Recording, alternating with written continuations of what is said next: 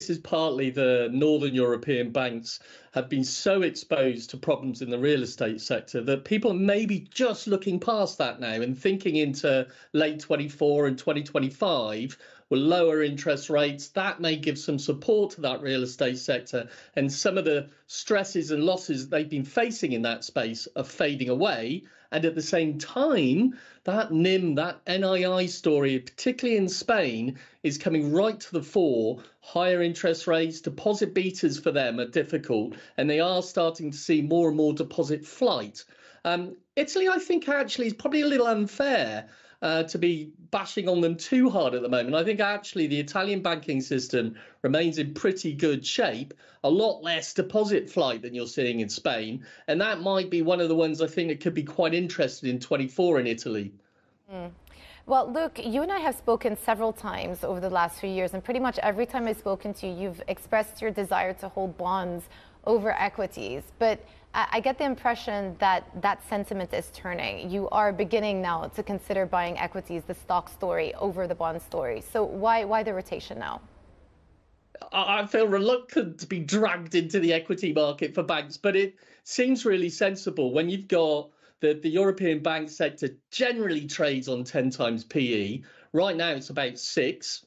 Even with lower interest rates next year and risks around particularly Germany and some of those peripheral economies like Spain, maybe 7 or 8 times would be sensible. But that still implies they've got room to move forward.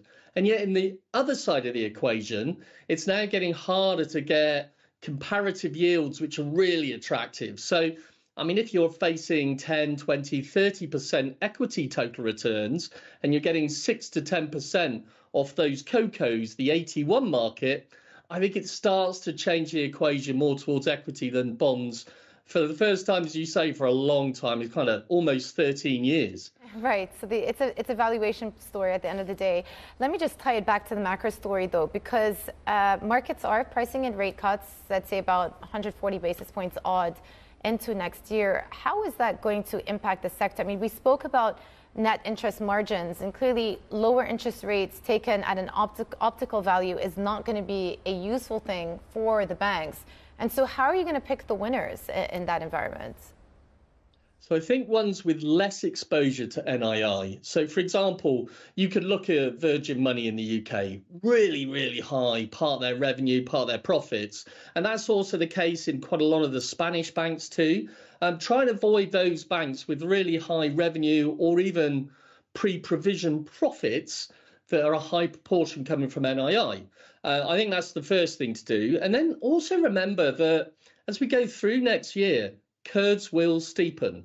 That's actually pretty good for banks. If they're borrowing at lower rates and lending at higher rates, which is not an experience they've had for the last couple of years, that will actually help to drive earnings a little bit. And I'm not yet seeing that in equity forecasts. Many of those banks are just taking the current situation and forecasting it right through the rest of next year.